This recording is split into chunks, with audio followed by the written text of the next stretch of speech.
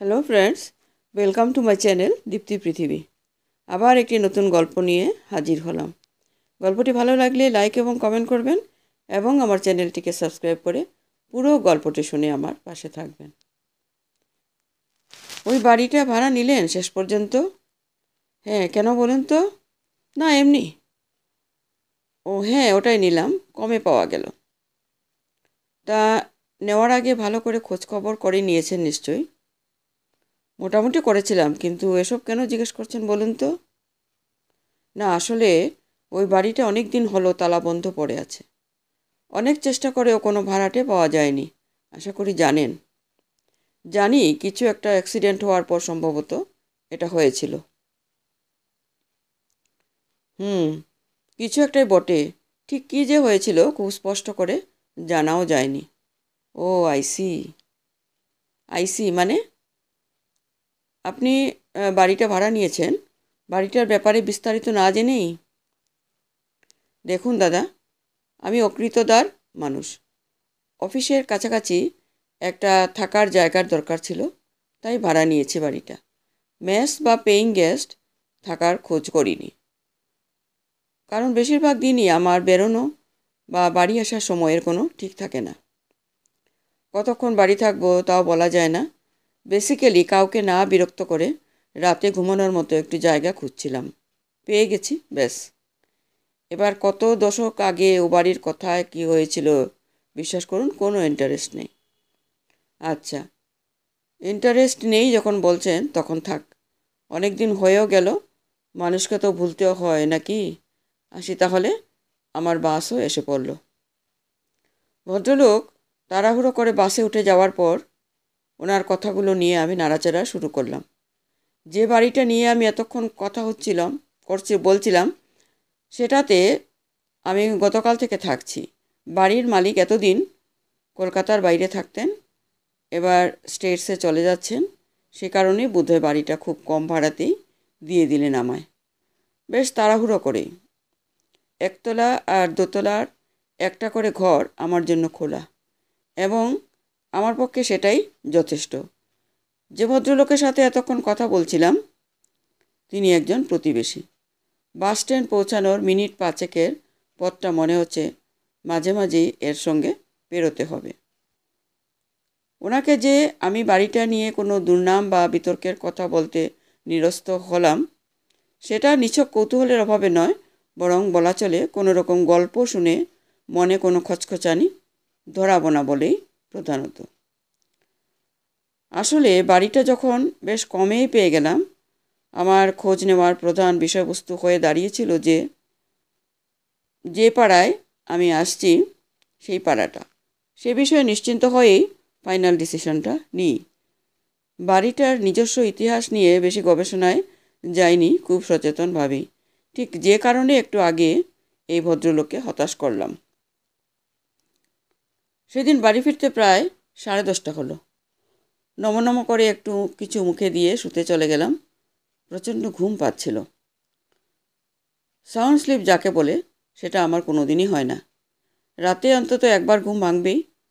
কালও তার ব্যতিক্রম হয়নি, আজও হলো না।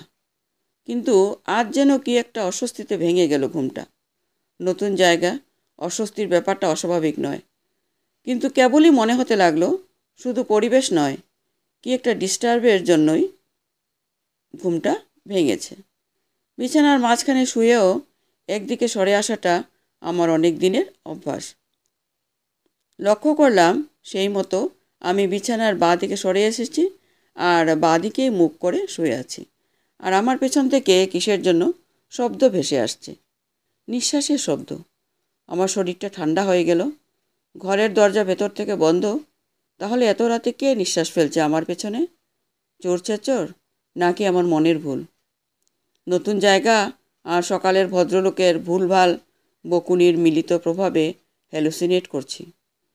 চোখ খুলে ঘরের আবছা অন্ধকারে সামনের দেওয়ালটা ছাড়া আর কিছুই দেখতে পেলাম না। কিন্তু এবার আর শুধু নিঃশ্বাসের শব্দও নয়, বিছানায় অন্য কেউ থাকলে যেমন শুধু নিঃশ্বাস ছাড়াও আরও কিছু অনুভূতির দ্বারা বোঝা যায় যে আর কেউ আছে, সেগুলো এখন বেশ অনুভব করছি। যেন কারো শরীরের উষ্ণতা বিছানার দ্বারা পরিবাহিত হয়ে ছড়িয়ে পড়ছে আমার শরীরে।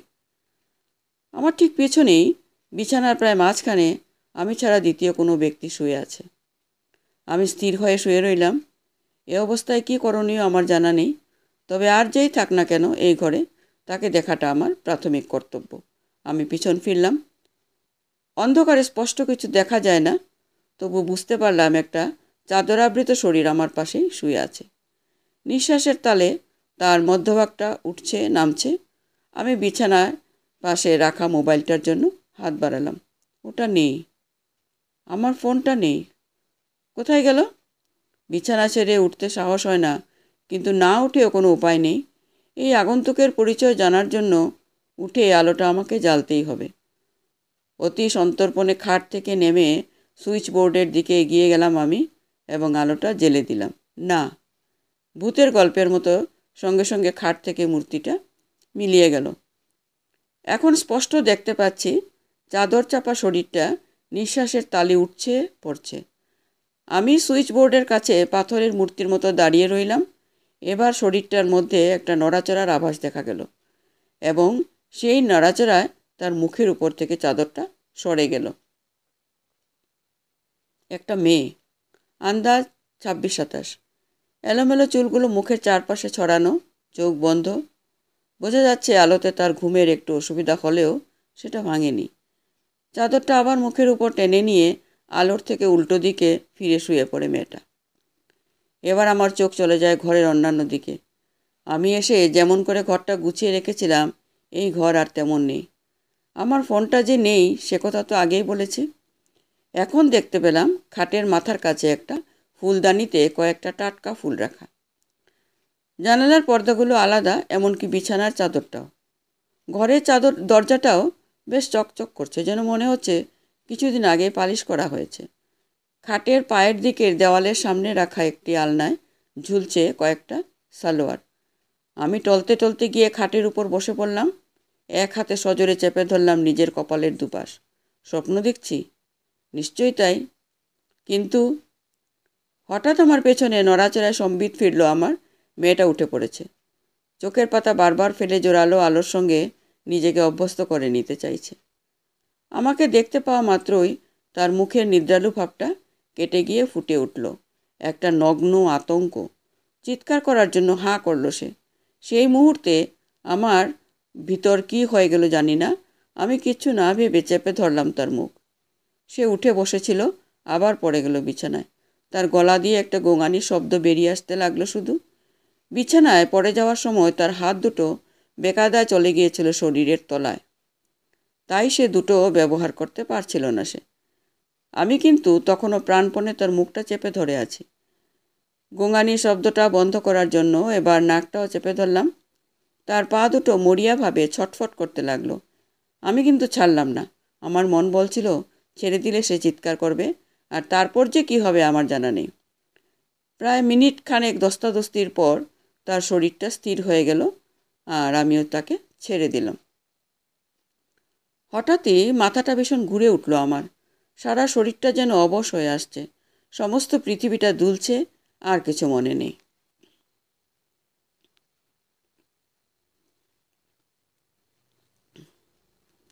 ঘুম যথারীতি ভাঙল অ্যালার্মের পাখির ডাকে। উঠে চোখ রগড়ে চারপাশে তাকাতেই কালকের স্বপ্নটা কথা মনে পড়ে গেল। উফ, কি ভয়ানক! না, আজ থেকে একটা হালকা ঘুমের ওষুধ খেয়ে শুতে হবে। উঠে স্নান শেষ করে কোনো রকমে নাকে মুখে দুটো খাবার গুজে বেরিয়ে পড়লাম অফিসের উদ্দেশ্যে। মাঝ রাস্তায় আবার সে ভদ্রলোকের সাথে দেখা। দুই একটা কথা একথা সে কথার পর জিজ্ঞাসা করলেন, তারপর নতুন বাড়ি শ্যুট করছে তো? হ্যাঁ, করছে একরকম, আমি জবাব দিলাম।